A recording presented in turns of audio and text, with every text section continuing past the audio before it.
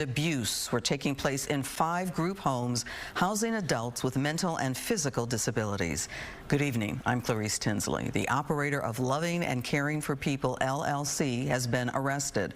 Police say there could be more arrests and more possible victims. Fox 4 Sean Rabb live from Arlington Police Headquarters. Sean. Clarice, what was allegedly happening inside these homes? Criminal. Only coming to light when one of the residents approached a neighbor, made an outcry asking for help to get away. This home in a quiet Arlington neighborhood served as a group home to people who depend on others for care. Care neighbors and police say was scarce. One day I was in my backyard and there was an elderly guy back there that looked like he had cerebral palsy or something, asking me to call 911 that he was trying to escape.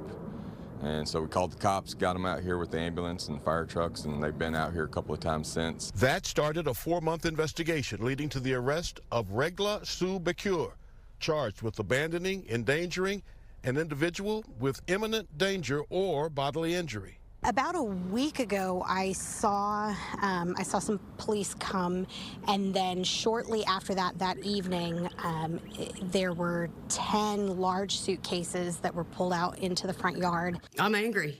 Lieutenant Kimberly Harris leads the Arlington Department's Behavioral Health Unit. 5 group homes operated by Becure across Arlington, Mansfield, and Grand Prairie, part of this investigation. Some of these individuals were not mobile.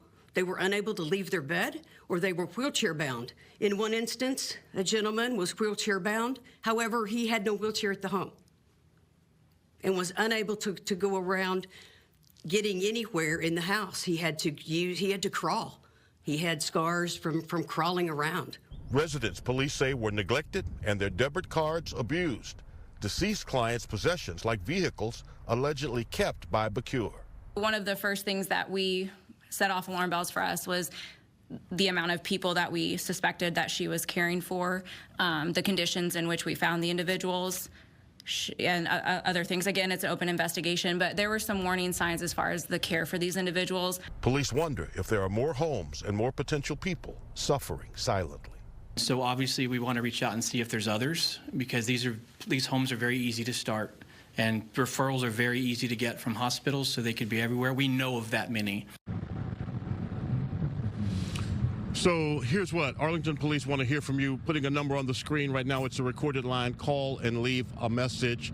There are no really licenses for these group homes. Anyone can open them, and there are really no state regulations. There are many of them across neighborhoods, your neighborhood, in fact. Most give care with compassion, but some, and Arlington police say at least these five did not give help, but hurt. In fact, took from folks they were supposed to give to and did not treat their clients with dignity.